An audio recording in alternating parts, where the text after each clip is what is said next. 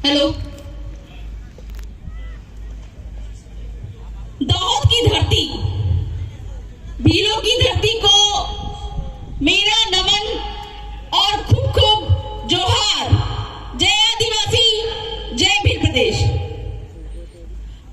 अपने पुरखों को नमन करते हुए मैं अपनी बातों को शुरू करना चाहूंगी। साथ ही साथ आज का जो सफल आयोजन है, मैं भारत आदिवासी पार्टी के हमारे प्रदेश कमेटी को भी बहुत बहुत धन्यवाद करना चाहूंगी कि आज की जो कार्यक्रम यहाँ पे उन्होंने ऑर्गेनाइज किया है, कहीं ना कहीं ऐतिहासिक है, जो कि आज यहाँ की सरकार के कान खड़े करने वाले हैं।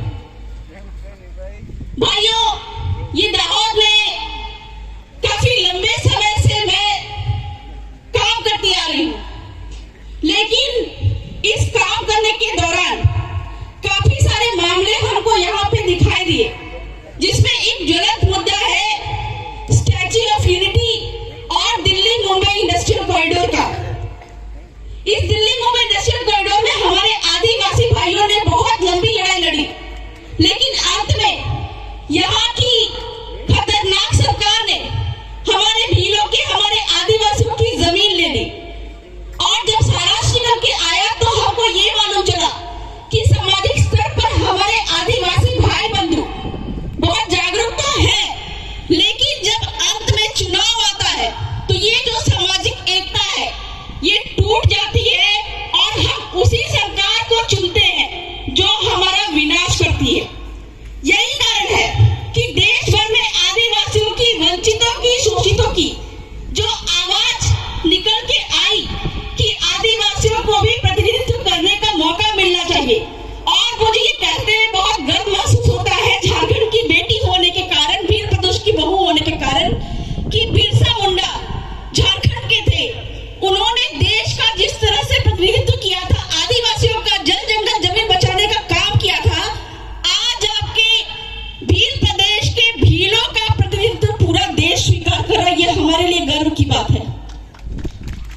जहां पर पूरे देश भर में हम घूमते, पूरे देश भर से ये आवाज उठ रही है, हमारे कांति भाई, हमारे जन जन के लाडले राजकुमार रोग और जितने भी विधायक इसमें निकले हैं, सदन में, संसद में, जितनी मजबूती से ना सिर्फ अपने क्षेत्र की, राजस्थान की, बल्कि देश के हर एक आदिवासी समुदाय, वंचित शोषित समुदाय की बात उठाते हैं। पूरे देश से ये आवाज आ रही है कि आओ और हमको बचाओ। लेकिन ये बात भी शर्म की बात है कि हम भील प्रदेश के अंदर में रहते हुए राजनीतिक जागरूकता नहीं ला पा रहे हैं। जहां पे मैंने देखा कि यहाँ पे बहुत ही ज्वलंत मुद्दा है बोगस एसटी सर्टिफिकेट की, जहां पे कुछ गैर आदिवासी हमारे आदिवासियों के, यहाँ के नोटिफाइड भील की आरक्षण खा रहे हैं। और यहाँ की जो बोगस सरकार है लगातार उनको समर्थन कर रही है और जल जंगल जमीन और आरक्षण यहाँ के आदिवासियों की, यहाँ के भीलों की लुटवा रही है। तो कहीं ना कहीं उसका जवाब भी हमको देना पड़ेगा। दूसरी ओर हमारे भीलों का आरक्षण लूट रही है, लेकिन वहीं पे खानपुर में, वहां पे खानपुर जाते हैं तो हमारे ही भीलों को, कडाना के विस्थापित भीलों को एसटी का सर्टिफिकेट नहीं मिल रहा है। ये बहुत बड़े शर्म की बात है।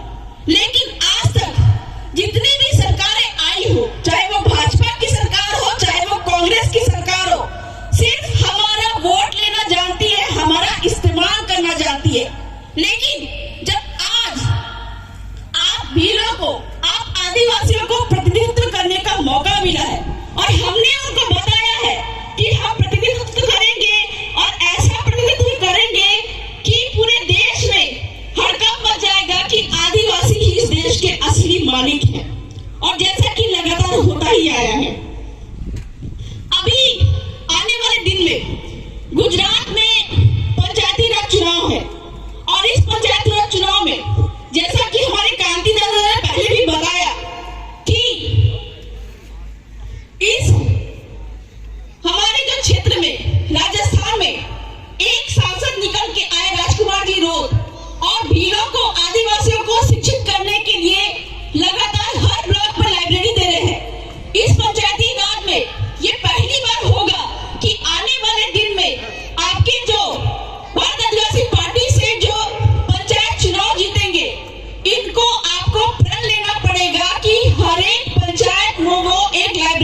करेंगे।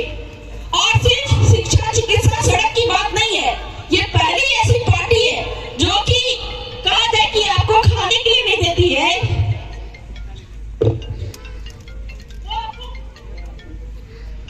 हेलो, आज तक जितनी भी राजनीतिक पार्टियां आई है वो आपको भीख देती है, वो आप ही के पैसे का इस्तेमाल करके आपके जल जंगल जमीन खनिज को लूट के आपको 15 लाख का हवाला देती है। मतलब आप ही के पैसे का 1% आपको देने का वादा करती है।